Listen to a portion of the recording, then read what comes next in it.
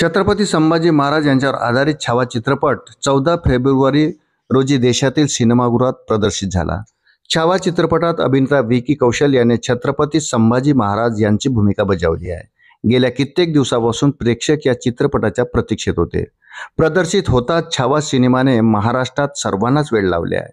फक्त महाराष्ट्रात नाही तर संपूर्ण देश आणि विदेशातही सर्वत्र छावाची तुफान चर्चा आहे।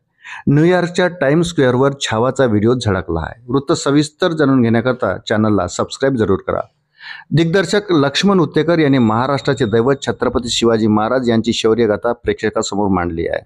छत्रपती संभाजी महाराजांच्या आयुष्यावर आधारित बिग बजेट सिनेमाने एक मोठा रेकॉर्ड केला आहे। न्यूयॉर्कमधील प्रतिष्ठित टाइम्स स्क्वेअरवर छावा या मराठी चित्रपटाचा व्हिडिओ प्रदर्शित करण्यात आला आहे।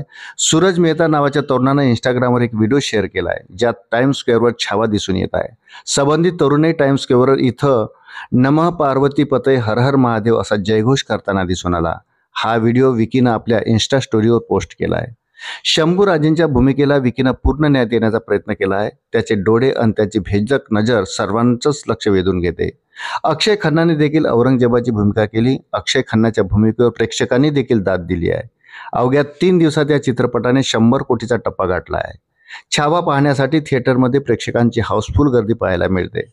छावा चित्रपटाच्या निर्मितीसाठी 130 कोटी रुपये खर्च करण्यात आले। चित्रपटाची कमाई पाहता लवकरच निर्मिती खर्च वसूल होईल असं दिसत आहे।